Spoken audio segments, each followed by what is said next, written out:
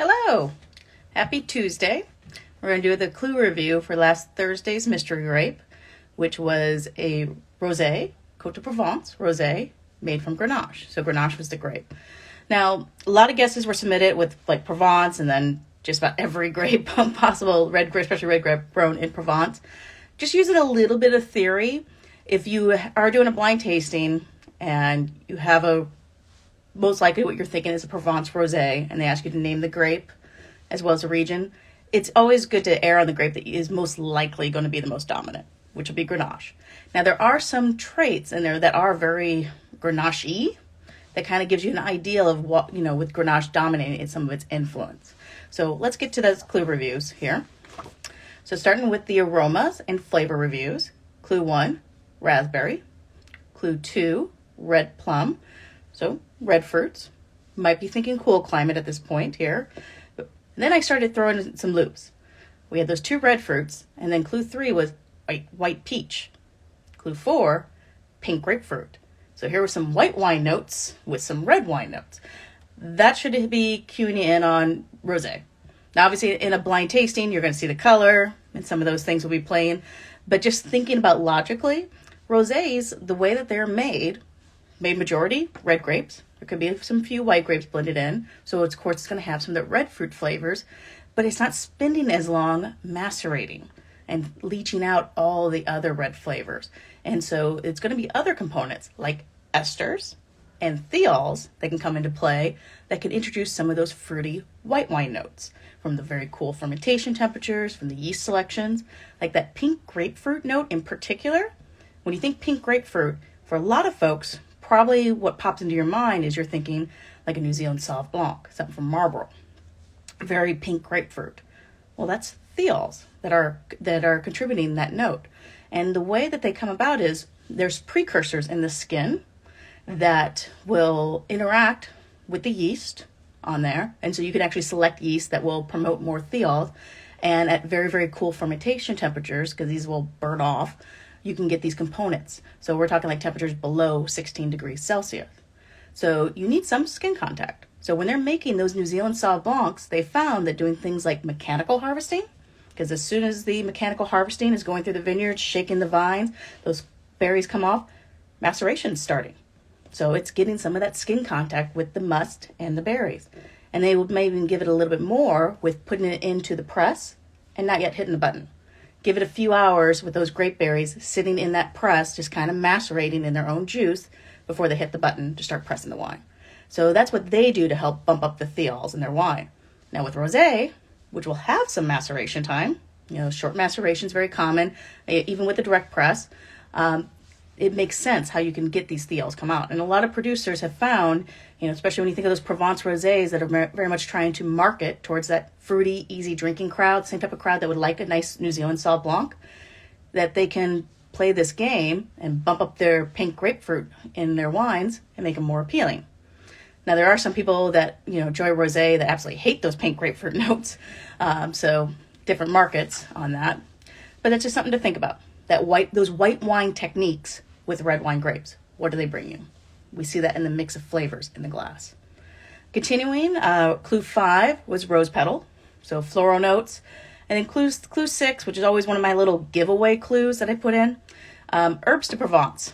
Now, granted, you probably had to click on the photo to look at the caption or the tags, because the clues will always be in the tags at least, often in the caption, to get that. But herbs de Provence, you're thinking dried lavender, mint, fennel, rosemary, tarragon.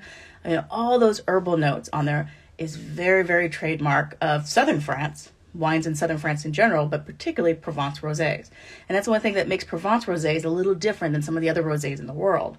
And you think about where these herbal notes come from, terroir is the catch-all, but drilling down, what kind of triggers often greenish notes in wine? It's usually the vine shutting down, not necessarily ripening.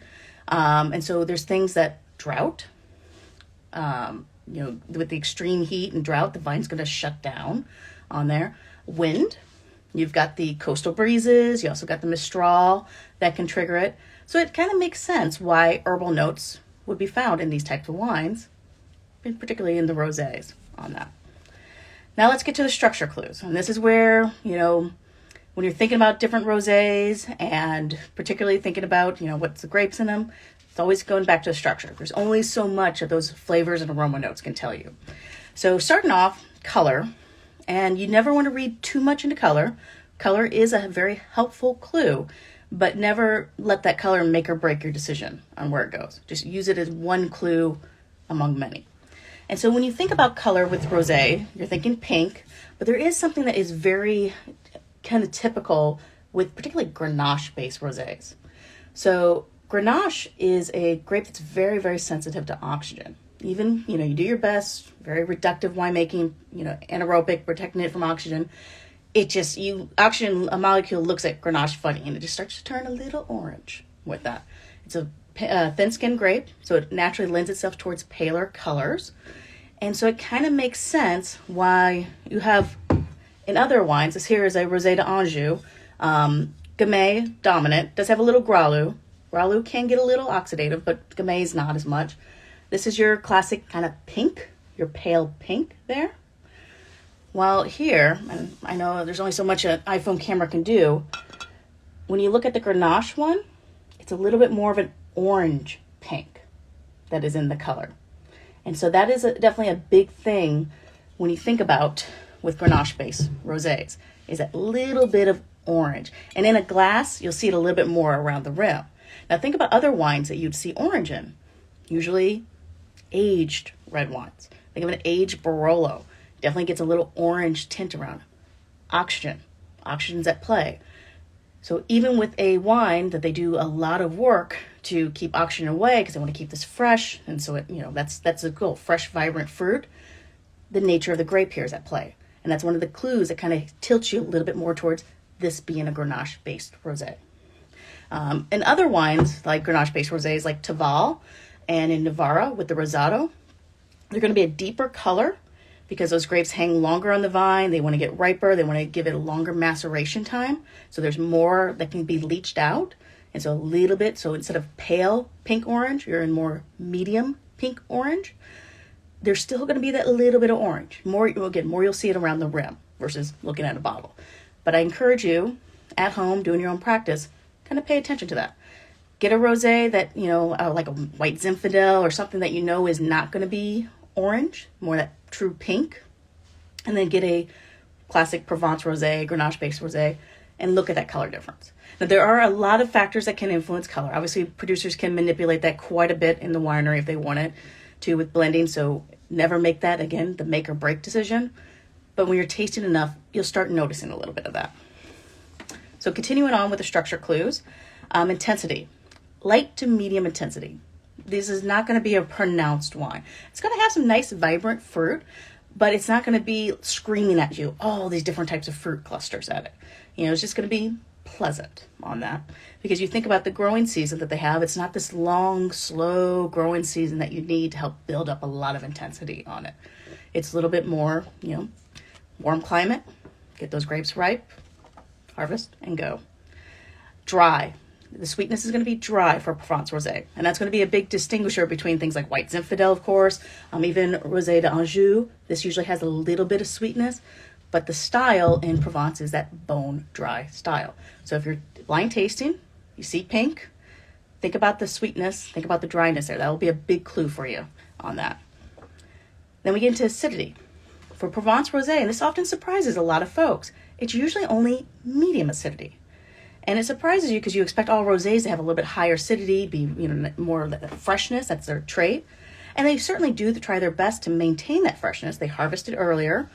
They can even blend some white grapes in it. Like this example here, this has a 10% of Vermentino roll in it. Those little bit of white grapes help bump up the acidity. But in general, when you think about this warm climate that these white grapes are coming from, this is not a high acid region. It's not going to be a high acid wine. You go up to the Loire and you think about the rosés in the Loire, that's a really good contrast, is you're going to get more acidity from those Loire rosés. Continue on, we have medium alcohol, medium body. Again, not super big here. This is going to be a distinction though with some other Grenache rosés, like you think of in Taval, in the Rhone. You think of Navarra, the Rosados. those are going to have a little bit more body, a little bit more alcohol, because those are more robust. Like some people call them, gastronomic rosés, because they longer maceration, so longer hang time.